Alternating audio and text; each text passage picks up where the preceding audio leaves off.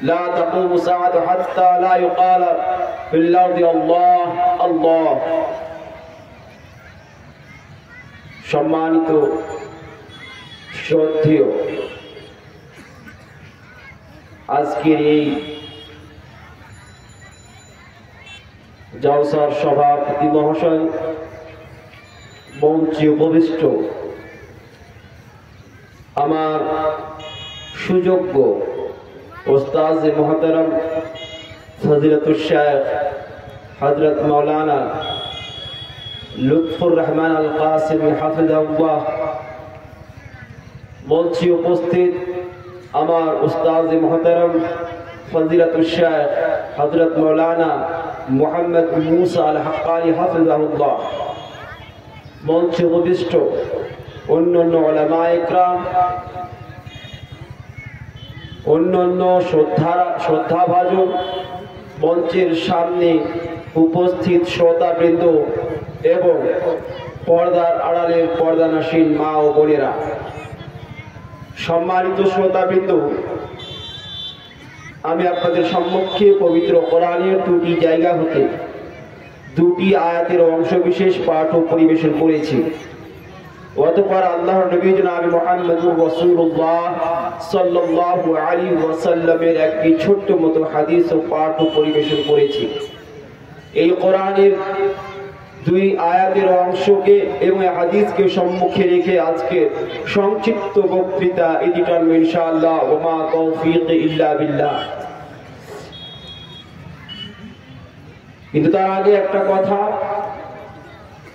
আমি খুব নগণ্য মানুষ, আমি এই জায়গার উপযুক্ত নই। স্টেজে আমার অনেকেই ওস্তাদ অথবা ওস্তাদ সমতুল্য এখানে উপস্থিত আছেন। উনাদের সামনে আমার বলাটা আমি মনে করি এটা বেয়াদবি, কিন্তু যেহেতু আমাকে শিক্ষক এবং শিক্ষক সমতুল্য সুলতুল্য যারা আছেন তাদের নির্দেশনায় এখানে আপনাদের সম্মুখে উপস্থিত হয়েছি, তাদের সাহস, তাদের উৎসাহ এবং তাদের শক্তি প্রদানের মাধ্যমে ইনশাআল্লাহ চেষ্টা করব যথাসাধ্যভাবে কোরআন ও সহিহ সুন্নাহর আলোকে কিছু দেওয়ার এবং আপনাদের কাছ থেকে কিছু নেওয়ার ইনশাআল্লাহ। সম্মানিত শ্রোতাবৃন্দ, আমরা সবাই জানি, তার আগে আমি আর একটা কথা বলে নিই। আজকে যে বিষয়টিকে নিয়ে আলোচনা করব মনে করেছি, সেই বিষয়টি হচ্ছে বর্তমান পরিস্থিতিতে মুসলিম উম্মার করণীয়। বর্তমান যে অবস্থা মুসলমানদের, সারা বিশ্বব্যাপী যে মুসলিম জাতি, এই মুসলিমরা বিভিন্নভাবে নির্যাতিত, লাঞ্ছিত, বঞ্চিত, ঘৃণিত এবং পদদলিত। এই অবস্থাতে, এই করুণ পরিস্থিতিতে, যেই অবস্থাতে মুসলিম জাতি শেষ নিঃশ্বাস নিচ্ছে, চতুর্দিক থেকে এই জাতিকে পৃথিবীর মাটি থেকে উৎখাত করে দেওয়ার জন্য বিভিন্নভাবে ষড়যন্ত্র করা হচ্ছে। এমন এক পরিস্থিতি, যেই পরিস্থিতিতে পৃথিবীর সমগ্র জাতি এই মুসলিম জাতিকে পৃথিবীর মাটি থেকে নিশ্চিহ্ন করে দেওয়ার জন্য অপচেষ্টা চালিয়ে যাচ্ছে। এমন এক পরিস্থিতি যখন সমগ্র মুসলিম জাতি বিভিন্নভাবে অত্যাচারিত হচ্ছে, বিভিন্নভাবে তারা টর্চার হচ্ছে, বিভিন্নভাবে তাদের উপরে রুলার চালানো হচ্ছে, এমন এক পরিস্থিতিতে মুসলিম উম্মার করণীয় কি? এরা কি করতে গেলে এমন করুণ পরিস্থিতি থেকে এরা পরিত্রাণ পাবে? কি এমন পথ অবলম্বন করতে গেলে তারা এমন এক ভয়াবহ পরিস্থিতি থেকে নিজেকে পরিত্রাণ বা নিজেকে বাঁচাতে পারবে? এই বিষয় নিয়ে আপনাদের সম্মুখে আলোচনা করব। ব্রাদারান ইসলাম, আজ আমরা স্টেজে মসজিদের মেম্বারে বিভিন্ন সভা সমিতিতে মুসলিম উম্মাহের পরিণতির কথা বলতে গিয়ে এর উপকরণ হিসেবে বিভিন্ন কথা বলে থাকি। আমরা বিভিন্ন ভাবে তাদের রাস্তা দেখিয়ে থাকি। কেউ বলি এদেরকে নামাজ মসজিদ মুখী হতে হবে, কেউ বলি এদেরকে অন্যায় থেকে বিরত থাকতে হবে, কেউ বলি এদেরকে ভালো কাজের দিকে ধাবিত হবে। কিন্তু আমি একটু ব্যতিক্রম ভাবে আমার কাছে অন্য একটা নিরসন আপনাদের সম্মুখে তুলে ধরবো। যেই নিরসন এমন একটি নিরসন, এমন একটি ওষুধ, এমন একটি চিকিৎসা, যেই চিকিৎসার মাধ্যম দিয়ে পৃথিবীর সমস্ত সমস্যার সমাধান হতে পারে, পৃথিবীর সমস্ত অসুখের ওষুধ হতে পারে, পৃথিবীর সমস্ত অসুস্থতার একটি চিকিৎসা হতে পারে। সেই চিকিৎসাটি আপনাদের সম্মুখে দিতে চাই। যেই চিকিৎসার মাধ্যম দিয়ে এই জাতি নিজেদের অবস্থানকে পরিবর্তন করতে পারবে, যেই ওষুধের মাধ্যম দিয়ে এই জাতি নিজের অবস্থানকে বেটার করতে পারবে, ভালো এক জায়গায় অবস্থান করতে পারবে। যদি আপনাকে স্মরণ করাই, যেই জাতি আজকে একেবারে শেষ নিঃশ্বাস নিচ্ছে, যেই জাতি সবচেয়ে লাঞ্ছিত, বঞ্চিত, ঘৃণিত জাতি, যেই জাতিকে আল্লাহ তাবারক ওয়া তাআলা পৃথিবীর শ্রেষ্ঠ জাতি হিসেবে আখ্যায়িত করেছিলেন, যেই জাতিকে আল্লাহ তাবারক ওয়া তাআলা পৃথিবীর সেরা জাতি হিসেবে উপাধি দিয়েছিলেন, যেই জাতিকে আল্লাহ তাবারক ওয়া তাআলা সবচেয়ে সর্বোত্তম জাতি হিসেবে এদেরকে টাইটেল দিয়েছিলেন, এদের লাকাবে উপাধি দিয়েছিলেন। কিন্তু এই জাতির মধ্যে এমন কি অপরাধ ঢুকে গেল, এমন কি পাপ ঢুকে গেল, এমন কি এরা গুনাহে লিপ্ত হয়ে গেল, যেই গুনাহে লিপ্ত হওয়ার কারণে, যেই পাপে লিপ্ত হওয়ার কারণে, যেই পাপাচারে মিশে যাওয়ার কারণে এই জাতি সারা বিশ্বব্যাপী অপর জাতির কাছে মারের সম্মুখীন হচ্ছে, অপর জাতির কাছে লাঞ্ছনা, বঞ্চনা, ঘৃণার সম্মুখীন হচ্ছে। এর কারণটা কি? এর কারণ যদি আমরা খুঁজতে চাই তাহলে সেই আয়াতটি যথেষ্ট। যে আয়াতটিকে আমি আপনাদের সম্মুখে পাঠ করেছিলাম, আল্লাহ তাবারক ওয়া তাআলা সেই আয়াতের মধ্যে বলছেন, ওয়ালা তাহিনু ওয়ালা তাহজানু ওয়া আনতুমুল আ'লাউনা ইন কুনতুম মুমিনিন। মুসলিম উম্মাহকে সম্বোধন করে যদি এই আয়াতটি উহুদের যুদ্ধের মুহূর্তে অবতীর্ণ হয়েছিল, কিন্তু এর বিধিবিধান কিয়ামত পর্যন্ত ইনশাআল্লাহ থাকবে। আল্লাহ তাবারক ওয়া তাআলা মুসলিম উম্মাহকে সম্বোধন করে বলছেন, তোমরা মনোহীনতার মধ্যে ভুগো না, তোমরা কখনো মনকে ছোট করে নিও না, তোমরা চিন্তা করো না, তোমরা ভয় করো না, তোমরাই বিজয় হবে, তোমাদের জিত হবে, তোমাদের পৃথিবীতে রাজত্ব চলবে, তোমরাই বাদশা হবে, তোমরাই রাজা হবে, তোমাদের সারা পৃথিবী প্রজা হিসেবে তোমাদের তাবেদারি করবে। শুধুমাত্র একটি শর্ত যদি তোমরা পূরণ করতে পারো তাহলে। সেই শর্তটি আল্লাহ তাবারক ওয়া তাআলা খুব ছোট্ট ভাবে দিচ্ছেন আর বলছেন, ইন কুনতুম মুমিনিন, যদি তোমরা প্রকৃত মুমিন হতে পারো, যদি তোমরা খাঁটি মুমিন হতে পারো, তাহলে তোমরাই সর্বসেরা, সর্বোত্তম, সর্বোৎকৃষ্ট জাতি হিসেবে পৃথিবীর মধ্যে তোমরা নিজেদেরকে প্রতিষ্ঠা করতে পারবে। যদি এই শর্ত পূরণ না করতে পারো, যদি এই শর্ত তোমাদের মধ্যে পাওয়া না যায়, যদি এই শর্তকে তোমরা যদি মানতে না পারো, নিজেকে খাঁটি মুমিন হিসেবে যদি প্রমাণ করতে না পারো, নিজেকে যদি প্রকৃত মুমিন হিসেবে যদি উপস্থাপিত করতে না পারো, তাহলে গেলে তোমাদের পরিণাম একেবারে তার বিপরীত হয়ে যাবে। সর্বসেরা থেকে সর্বনিম্নে চলে যাবে, নিম্ন স্তরে তোমাদের অবস্থান ঘটবে। যেই অবস্থান আজকে মুসলিম জাতি ঘটেছে, তার কারণ হচ্ছে এই জাতি প্রকৃত মুমিন আজও পর্যন্ত হতে পারেনি। যদি আজ এরা প্রকৃত মুমিন হতে পারত, যদি আজকে খাঁটি মুমিন হতো, খাঁটি মুসলমান হতো, তাহলে নির্লজ্জের মতো এত সুন্দর বসার জায়গা থাকা সত্ত্বেও, নির্লজ্জের মতো এত সুন্দর ব্যবস্থাপনা থাকা সত্ত্বেও এদের রাস্তায় নালার মধ্যে এদের ভিড় জুটতো না, এই যুবকরা রাস্তায় বেড়াতো না, এই নির্লজ্জ যুবতীদের রাস্তায় নামাজের জায়গা হতো না, যেই জাতির যুবক যুবতীরা রাস্তার মেলার সজ্জা হয়ে থাকে, যারা মেলার সুসজ্জা হয়ে থাকে, এই জাতির এই অবস্থা, এই চিত্রে যথেষ্ট এই যে অবস্থান এই জাতির ঘটেছে। এই জাতি কোথায় যাবে?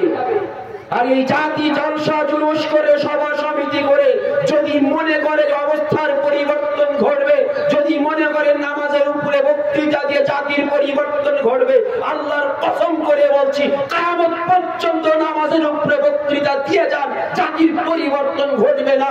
জাতি কখনো নিজের অবস্থান পরিবর্তন করতে পারবে না যতক্ষণ না পর্যন্ত যেই প্রসেসে, যেই পদ্ধতিতে, যেই তরিকাতে, যেই ফর্মুলাতে, যেই প্রসেসে আল্লাহ তাবারক ওয়া তাআলা এবং তার রাসূল জনাবে মুহাম্মদুর রাসূলুল্লাহ সাল্লাল্লাহু আলাইহি ওয়াসাল্লাম এমন কোন পরিস্থিতিতে যেই পথ পন্থা দিয়ে জাতির পরিবর্তন ঘটিয়েছিলেন, সেই পথ পন্থা ছাড়া অন্য কোন পথ পন্থায় জাতির পরিবর্তন ঘটবে এটা অসম্ভব। এখন প্রশ্ন হচ্ছে তাহলে আল্লাহ এবং তার রাসূল এমন কি পথ পন্থা অবলম্বন করেছেন যেই পথ পন্থার মাধ্যম দিয়ে এক অন্ধকারে আচ্ছন্ন সমাজকে পরিবর্তন করেছিলেন? এমন কি পথ পন্থা অবলম্বন করেছিলেন যেই পথ পন্থার মাধ্যম দিয়ে একটি সমাজের অবস্থার পরিবর্তন ঘটিয়েছিলেন? অবশ্যই আপনাকে এটা প্রমাণ করে দেখাবো যে আপনি আজ যদি সেই জাতির পরিবর্তন ঘটাতে চান তাহলে আপনাকে কি করতে হবে। আমি প্রশ্ন করতে চাই, আমি বিশেষ করে এই বিষয়ে ওলামাদের আমি ধ্যান আকর্ষণ করতে চাই, তাদেরকে বেশি করে সম্বোধন করতে চাই এবং তাদের আকর্ষণটি বেশি বেশি করে আমি চাই। কারণ যদি আমরা ওলামারা এই দিকে যদি একটু যদি ধ্যান দেই এবং জাতিকে যদি এই দিকে যদি ধ্যান আকর্ষিত করি, ইনশাআল্লাহ জাতির কিছু না কিছু পরিবর্তন ঘটবে ইনশাআল্লাহ। সেই জিনিসটিকে আমি বলতেছিলাম যে আপনি মনে করুন আল্লাহর নবী জনাবে মুহাম্মদুর রাসূলুল্লাহ সাল্লাল্লাহু আলাইহি ওয়াসাল্লাম যখন পৃথিবীর বুকে নবী এবং রাসূল হয়ে প্রেরিত হয়েছিলেন, নবী এবং রাসূল হয়ে প্রেরণ হয়েছিলেন, নবী হয়ে এসেছিলেন, সেই মুহূর্তের অবস্থার কথাকে ভাবুন। এখানে অজানা কারণ নেই। এমন এক সমাজে রাসূলের প্রেরণ হলো, এমন এক সমাজে রাসূল প্রেরিত হয়েছিলেন যেই সমাজে ছিল অন্ধকার, অন্ধকারে আচ্ছন্ন, চতুর্দিকে শুধুমাত্র দাও দাও করে অশান্তির আগুন জ্বলছিল। এমন এক অশান্ত সমাজের মধ্যে একটি দ্বীপ জ্বালানোর জন্য, একটি শান্তির প্রদীপ জ্বালানোর জন্য, শান্তি বিরাজ করার জন্য, শান্তি প্রতিষ্ঠার জন্য আল্লাহ তাবারক ওয়া তাআলা এমন অন্ধকারে আচ্ছন্ন সমাজের মধ্যে আমাদের শেষ নবী হযরত মুহাম্মদুর রাসূলুল্লাহ সাল্লাল্লাহু আলাইহি ওয়াসাল্লামকে পৃথিবীকে প্রেরণ করলেন। কিন্তু আমরা জানি যখন আল্লাহর রাসূলকে অন্ধকারে আচ্ছন্ন পৃথিবীতে প্রেরণ করা হলো, তখন যে অস্ত্রটি আল্লাহ রাসূলকে দেওয়া হয়েছিল, যে অস্ত্রের মাধ্যম দিয়ে আল্লাহর রাসূল এই পৃথিবীতে একটি আশার আলো চালিয়েছিলেন, যেই অস্ত্রের মাধ্যম দিয়ে, যে হাতিয়ারের মাধ্যম দিয়ে আল্লাহর রাসূল এই পৃথিবীতে অন্ধকারে আচ্ছন্ন পৃথিবীকে এক উজালাময় এক পৃথিবী দান ও সমাজ দান করেছিলেন, সেই অস্ত্রের নাম ছিল ইকরা বিসমি রাব্বিকাল্লাযী খালাক। এই অস্ত্র যখন আল্লাহ রাসূল পৃথিবীর বুকে প্রেরণ হলেন, শিক্ষা নামক অস্ত্র, যে শিক্ষার মাধ্যম দিয়ে এর থেকে ভয়াবহ পরিস্থিতি, যেখানে ছিল না কোনো মানুষের অধিকার, যেখানে ছিল না কোনো মানবতা, যেখানে ছিল না কোনো মহিলার অধিকার, যেখানে চিনত না কোনো বাপ নিজের ছেলেকে, যেখানে চিনত না কোনো ছেলে নিজের মাকে, যেখানে চিনত না কোনো ভাই নিজের বোনকে, যার যা ইচ্ছা হতো, যার যখন মন হতো, যা ইচ্ছা তাই করতো, এমন এক অন্ধকারে আচ্ছন্ন সমাজে যখন নবী মুহাম্মদুর রাসূলুল্লাহ সাল্লাল্লাহু আলাইহি ওয়াসাল্লাম শিক্ষা নামক অস্ত্র নিয়ে প্রেরিত হলেন এবং শিক্ষা নামক অস্ত্র দিয়ে সারা পৃথিবীতে সর্বপ্রথমে এই অস্ত্রের মাধ্যম দিয়ে সারা পৃথিবীতে একটি আশার আলো জাগিয়েছিলেন। আজও যদি সমাজের মধ্যে সমস্ত অপরাধকে এক সাইডে রেখে দিয়ে অপরাধের কথা পরে বলবেন, অপরাধ তখন বুঝাবেন যখন শিক্ষায় শিক্ষিত করবেন, তাহলে আপনি বুঝাতে পারবেন। যাই যেই জাতির মধ্যে শিক্ষা নেই, যেই জাতি অজ্ঞ, যেই জাতি শিক্ষা থেকে শিক্ষা থেকে বঞ্চিত সেই জাতিকে আপনি কি বুঝাতে চাইছেন? কি বুঝবে জাতি? তাই আল্লাহ রাসূল সাল্লাল্লাহু আলাইহি ওয়াসাল্লাম যে পন্থা, যে পথ অবলম্বন করেছিলেন, শিক্ষা নামক অস্ত্র দিয়ে এত অন্ধকারময় পৃথিবীতে এসেছিলেন, সেখানে জেনা ছিল, ব্যভিচার ছিল, জুয়া ছিল, সুদ ছিল, ঘুষ ছিল, সমস্ত অপরাধ ছিল। তারপরেও আল্লাহ রাসূলকে কোনো বিধি বিধান দেওয়া হচ্ছে না, দেওয়া হচ্ছে তো শিক্ষা নামক অস্ত্র। কারণ শিক্ষা দিয়েই ব্যভিচারকে দূর করা যেতে পারে, শিক্ষা দিয়ে একজন বেনামাজিকে নামাজ করা যেতে পারে, শিক্ষা দিয়ে একজন সুদখোরকে সুদ থেকে মুক্ত করা যেতে পারে, শিক্ষা দিয়ে একজন ঘুষখোরকে ঘুষ থেকে বাঁচানো যেতে পারে। শিক্ষা ছাড়া সমাজকে কোনো কিছু থেকে বাঁচাতে পারা যায় না। তাহলে আজ আমি একটা কথাই বলি যে সমাজের পতনের অন্যতম কারণ হচ্ছে এই জাতির, এই সমাজের শিক্ষা থেকে দূরীকরণ। এই সমাজ, এই জাতি যখন যখন শিক্ষা থেকে দূরী অবলম্বন করেছে, দূরত্ব বজায় রেখেছে, তেমন তেমন জাতির পতন ঘটতে লেগেছে। ইনশাআল্লাহ যেমন যেমন জাতির পতন, আরো যদি শিক্ষার পতন হয়, জাতিরও পতন ঘটবে। তাই এই জাতির যদি উত্থান যদি পেতে হয়, এই জাতিকে যদি বিজয় দেখতে হয়, এই জাতিকে যদি বিজয়ী জাতি হিসেবে পৃথিবীর মাটিতে প্রতিষ্ঠা করতে হয়, তাহলে সর্বপ্রথমে এই জাতির শিক্ষার উত্থান করতে হবে, এই জাতির শিক্ষার উন্নতি ঘটাতে হবে। শিক্ষার উন্নতি ছাড়া এই জাতির উত্থান অসম্ভব, এই শিক্ষা ছাড়া এই জাতির পরিবর্তন অসম্ভব। আপনাকে বলি, শিক্ষা বলতে আমি কিন্তু একমাত্র কোরআন এবং হাদিসের শিক্ষার কথা বলছি। কোরআন এবং হাদিসের শিক্ষা ছাড়া পৃথিবীতে কখনো আলো জ্বলতে পারে না, পৃথিবীতে কখনো ঈমান প্রতিষ্ঠা হতে পারে না। আর এই পৃথিবীতে শান্তি বিরাজ করার জন্য শর্ত আল্লাহ তাআলা দিয়েছিলেন যে প্রকৃত ঈমানদার হতে হবে, মুমিন হতে হবে। মুমিন তখন হবে যখন আপনি শিক্ষিত হবেন। কারণ আমি নয়, আল্লাহ তাবারক ওয়া তাআলা কোরআনের মধ্যে নিজেই বলেছেন। আল্লাহ তাআলা কি বলছেন? ইন্নামা ইয়াখশাল্লাহ মিন ইবাদিল উলামা, নিশ্চয় আল্লাহর বান্দাদের মধ্য থেকে শুধুমাত্র আল্লাহকে ওলামারা ভয় করে। কি বলছে? কি বললাম? শুধুমাত্র ওলামারাই ভয় করে আল্লাহ তাআলাকে। শুধুমাত্র কোরআন বলছে শুধুমাত্র ওলামারা ভয় করে আল্লাহকে, আল্লাহর বান্দাদের মধ্য থেকে।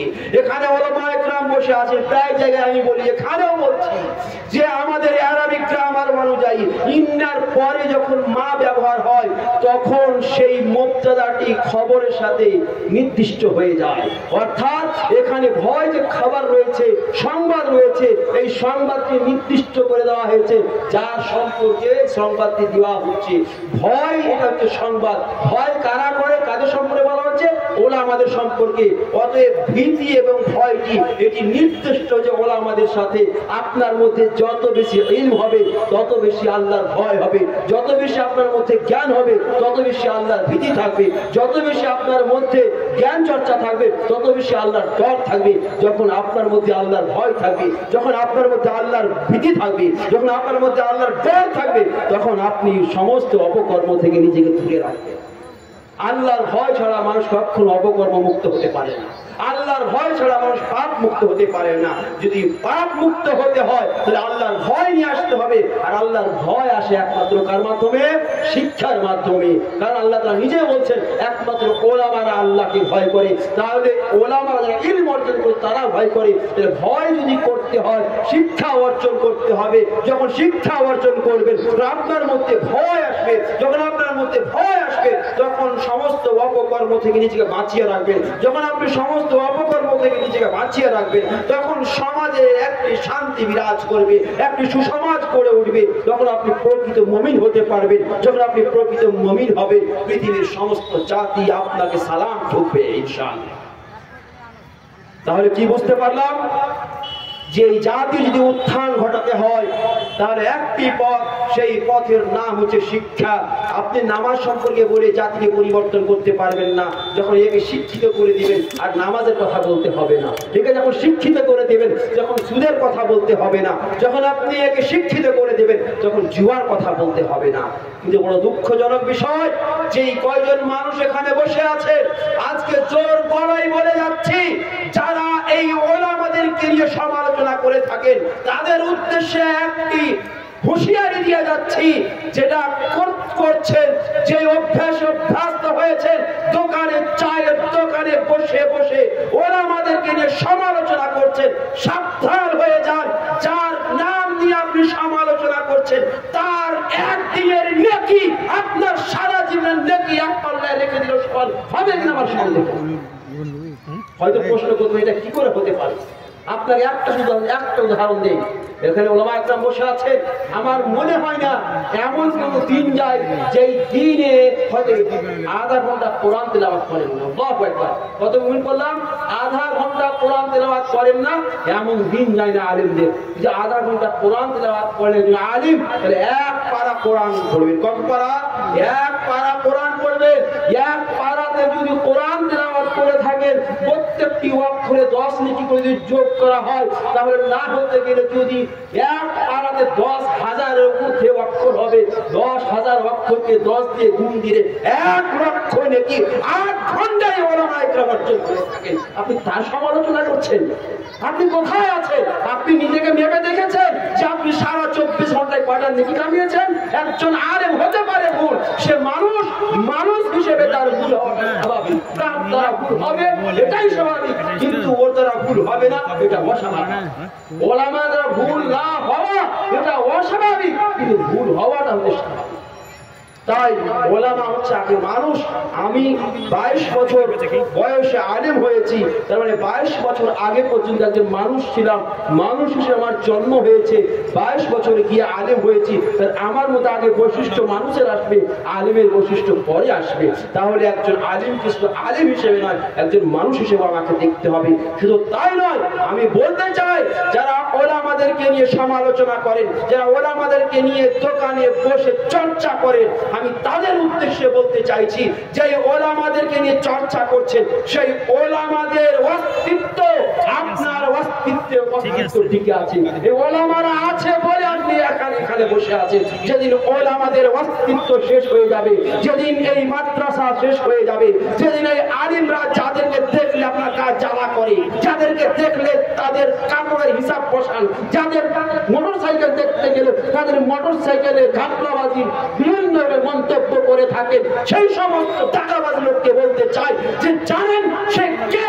তার যদি কথা বলি, এমন একজন মানুষের কথা বলছেন যার অস্তিত্বের কারণে আপনার অস্তিত্ব টিকে আছে, সে আছে বলে এই পৃথিবী টিকে আছে। যেদিন এদের অস্তিত্ব শেষ হয়ে যাবে, সেদিন পৃথিবীর অস্তিত্ব শেষ হয়ে যাবে। এটা আমি বলছি না, আল্লাহর নবী জনাব মুহাম্মদুর রাসূলুল্লাহ সাল্লাল্লাহু আলাইহি ওয়াসাল্লাম বলেছেন সহিহ হাদিসের মধ্যে, হাদিসটি মুসলিম আহমদের হাদিস, আনাস বিন মালিক রাদিয়াল্লাহু তাআলা হাদিসে বর্ণনা করি, উনি বলছেন লা তাকুমুস সাআ, কিয়ামত ততক্ষণ পর্যন্ত অনুষ্ঠিত হবে না, এই পৃথিবী ধ্বংস হবে না, পৃথিবী শেষ হবে না, হাত্তা লা ইউকাল, যতক্ষণ না উচ্চারিত না হবে, যতক্ষণ না পড়া না যাবে ফিল আরদি, পৃথিবীর বুকে আল্লাহ আল্লাহ, এই আল্লাহ আল্লাহ শব্দটি যতদিন পৃথিবীতে উচ্চারিত হবে ততদিন পৃথিবী টিকে থাকবে, ততদিন কিয়ামত আসতে বাকি থাকবে। যেদিন আল্লাহ আল্লাহ শব্দটি উচ্চারণ হওয়া বন্ধ হয়ে যাবে, সেদিন পৃথিবী ধ্বংস হয়ে যাবে, কিয়ামত অনুষ্ঠিত হয়ে যাবে, সেদিন আপনার অস্তিত্ব থাকবে না, পৃথিবীর অস্তিত্ব থাকবে না। তো আপনাকে আমি প্রশ্ন করতে চাই যে আল্লাহ আল্লাহ আপনি যে আজকে উচ্চারণ করছেন, এই উচ্চারণটা মায়ের পেট থেকে শিখে এসেছিলেন? কার কাছে শিখেছেন? বলবেন যে আমি তো আমার মায়ের কাছে শিখেছি। তোমার মা কোথায় শিখেছে? বলে আমার নানির কাছে শিখেছে। তোমার নানি কোথা থেকে শিখেছে? শেষখানে গিয়ে কোনো আলেমের কাছে গিয়ে শিক্ষা অর্জন করেছে। তাই এই আল্লাহ আল্লাহ শব্দটি যতক্ষণ উচ্চারিত হচ্ছে ততক্ষণ আপনার অস্তিত্ব ঠিক আছে। যেদিন এদের অস্তিত্ব শেষ হয়ে যাবে, সেদিন পৃথিবীর অস্তিত্ব শেষ হয়ে যাবে। তাই এদের অস্তিত্বকে নিজেদের জন্য ঋণ মনে করে। আপনার প্রত্যেকটি শ্বাস নিঃশ্বাসের জন্য ঋণ, আপনার ওলামাদের দেওয়ার ঋণ এটা, যে আছে বলে আপনি টিকে আছেন। আর একটা হাদিসের বক্তব্য শেষ করে দেব, এটি হয়তো অনেকের অনেক কিছু হতে পারে। আপনি সহিহ বুখারী রিওয়ায়াত কিতাবুল ইলমের মধ্যে আল্লাহ রাসূল সাল্লাল্লাহু আলাইহি ওয়াসাল্লাম বলছেন কি إن الله لا يقبض العلم بعد ما تكموه ولكن ينتزع منهم بقبض علماء علمه حتى لم يبق عالما فقد الناس رؤوسا جهالا। আল্লাহ রাসূল মুহাম্মদ সাল্লাল্লাহু আলাইহি ওয়াসাল্লাম বলছেন, কাউকে আল্লাহ তাআলা জ্ঞান দিয়েছেন, তারপর তার কাছ থেকে জ্ঞান ছিনিয়ে নেবেন, এমনটা হতে পারে না। এমনভাবে জ্ঞান আল্লাহ তাআলা ছিনিয়ে নেবেন না, বরং জ্ঞানকে আল্লাহ তাবারক ওয়া তাআলা, ইলমকে আল্লাহ তাবারক ওয়া তাআলা উঠিয়ে নেবেন এইভাবে যে ওলামাদেরকে মৃত্যু দিয়ে দিবেন, আলেমদের মৃত্যু ঘটবে। ভালো করে শুনবেন, আলেমদের মৃত্যু ঘটবে, এবং যখন আলেমদের মৃত্যু ঘটবে তো আলেমের সাথে সাথে তার ইলমটাও চলে যাবে। যখন ইলমটা চলে যাবে, এই করে করে আলেম যেতেই থাকবে, এই করতে করতে আলেম যেতেই থাকবে, হাত্তা কুল্লি আলেমা, এমন একটা পরিস্থিতি দাঁড়াবে একজন আলেমকে আল্লাহ তাবারক ওয়া তাআলা জীবিত রাখবেন না, সব আলেমদের সমাপ্তি ঘটবে এবং শেষ পর্যন্ত কিয়ামতের পুরো মুহূর্তে এগুলো হবে। এবং এই আলেমদের সমাপ্তি ঘটাই হচ্ছে কিয়ামত ঘনিয়ে আসা, কিয়ামত অনুষ্ঠিত হওয়া। তাই ভাই, এই ওলামাদের সম্মান করতে শিখুন। ওলামারা মানুষ, তাদেরও ভুল ভ্রান্তি হয়, কিন্তু তার গুনাহ থেকে তার নেকির পাল্লাটা এখন অনেক ভারী আছে।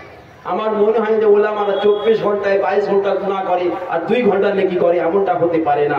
এখনো তাদের নেকির পাল্লা অনেক অনেক গুণ ভারী। আর একটা কথা মনে পড়ে গেল, যদি যদি ভুল হয়েও থাকে, অনেকে বলে তোমাদের জন্য নাকি এগুলো, তো তোমার জন্য নাকি? আল্লাহ নবী জনাব মুহাম্মদ সাল্লাল্লাহু আলাইহি ওয়াসাল্লাম বলছেন যে ওলামা ইকরাম যদি চলতে গিয়ে ফিরতে গিয়ে ভুল হয়েও যায়, আল্লাহ রাসূল ইস্তাগফির লাহু মান ফিস সামাওয়াতি ওয়াল আরদ, এই ওলামাদের ভুল ভ্রান্তির জন্য যদি চলতে গিয়ে ফিরতে গিয়ে যদি ছোটখাটো ভুল ভ্রান্তি হয়েও যায়, তাহলে আকাশে যতগুলো সৃষ্টি রয়েছে, পৃথিবীতে যতগুলো সৃষ্টি রয়েছে, এরা সবাই এদের জন্য আল্লাহর কাছে ক্ষমা প্রার্থনা করে। আপনার জন্য কে করে? আপনি যাকে নিয়ে সমালোচনা করছেন তার জন্য ক্ষমা প্রার্থনা আকাশের জমিনের সমস্ত সৃষ্টি করছে। আর আপনি বসে বসে তার নিয়ে জীবন করছেন, আপনি তাকে নিয়ে চর্চা করছেন। আপনার তো নিজের পরিবারে আপনার মূল্য নেই, আর ওই ব্যক্তির আপনি চর্চা করছেন যাদের সম্মান সম্পর্কে আল্লাহ রাসূল বলছেন যে তাদের জন্য ফেরেশতারা পর্যন্ত যে ফর বিছিয়ে দেয় তাদের সম্মান আছে, এই সম্মান তাদের। আর আপনার সম্মান করতে কাজালা করছে, আপনার তাকে তার প্রাপ্য দিতে আপনার কাজালা করছে। আমি বলি যে আজকে এই সমস্ত স্টেজগুলো, যে সমস্ত স্টেজগুলোতে আজকে আমরা কথা বলছি, এই সমস্ত স্টেজগুলোতে সব থেকে বেশি আলেমদের প্রাপ্য নষ্ট করা হয়েছে। আলেমদের সব থেকে বেশি হক নষ্ট করেছে এই স্টেজগুলো থেকে, সবচেয়ে বেশি। আমি তার দুটি উদাহরণ দিতে চাই। হয়তো অনেককে এটা অনেক তিক্ত মনে হতে পারে, অনেককে ব্যথা হতে পারে, ব্যথা দেওয়ার জন্য নয়, আমি শুধুমাত্র মানুষকে সজাগ করার জন্য বলে যাচ্ছি।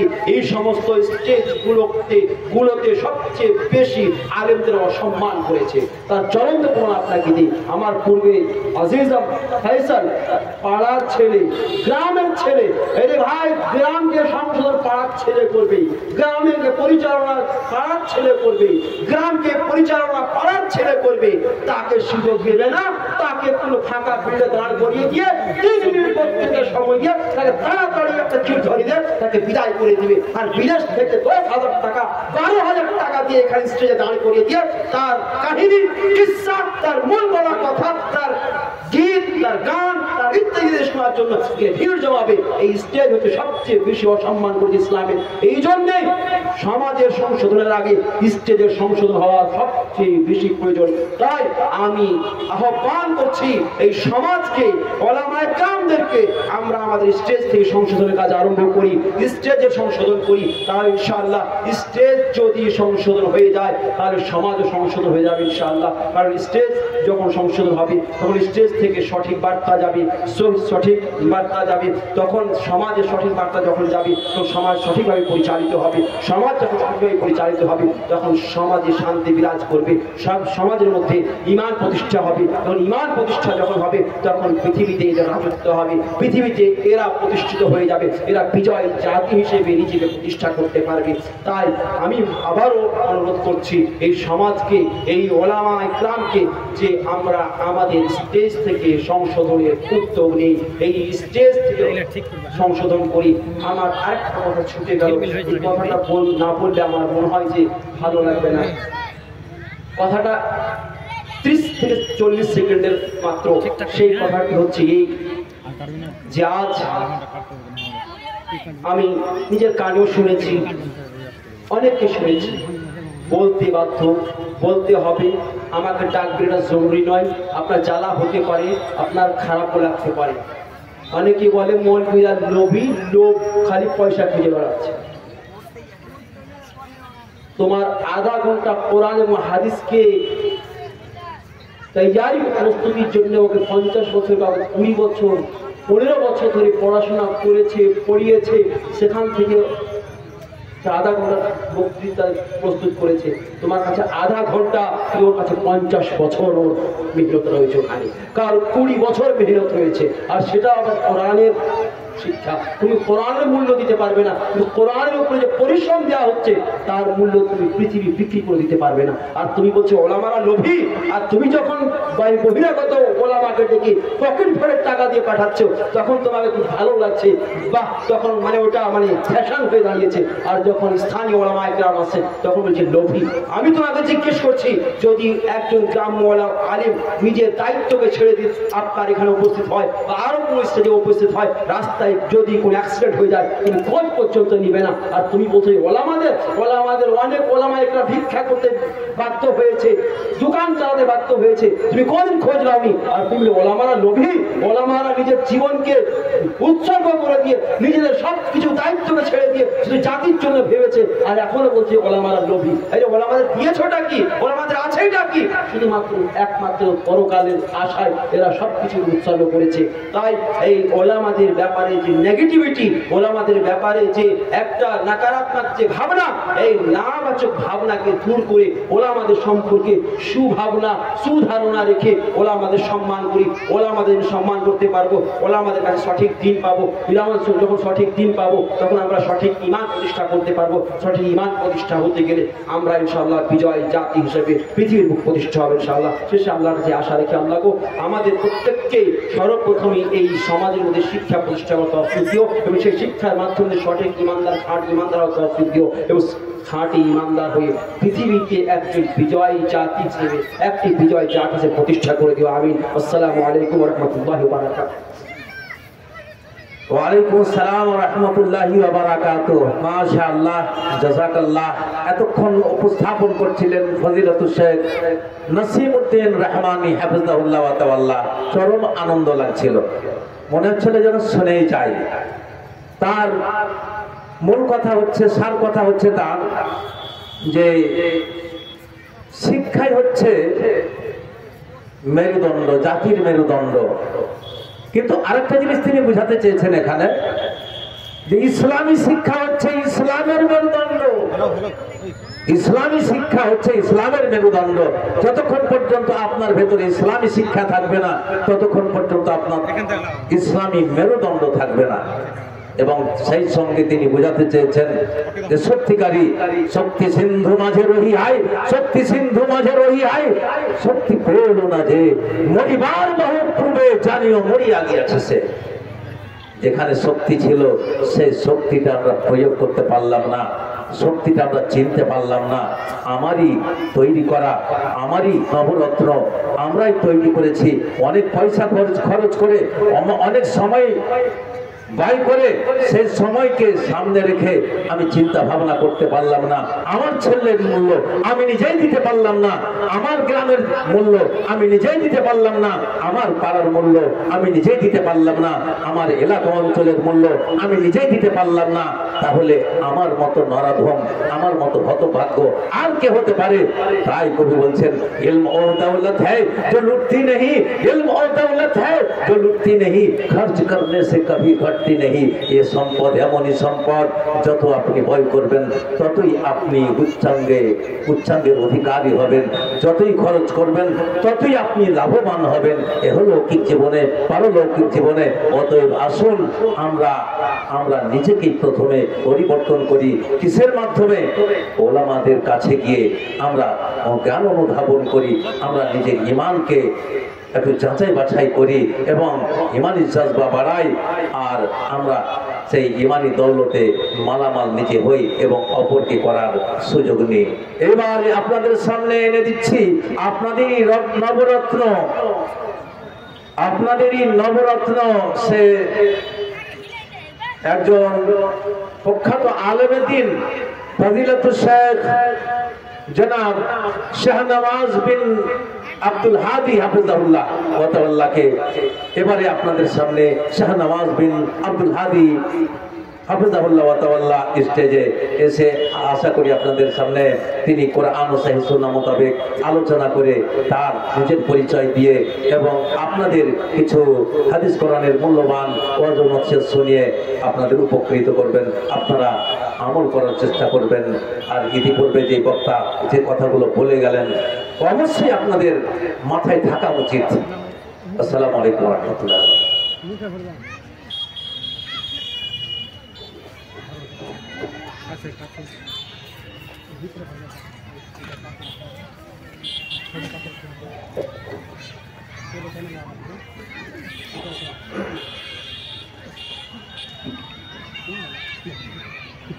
السلام عليكم ورحمة الله وبركاته.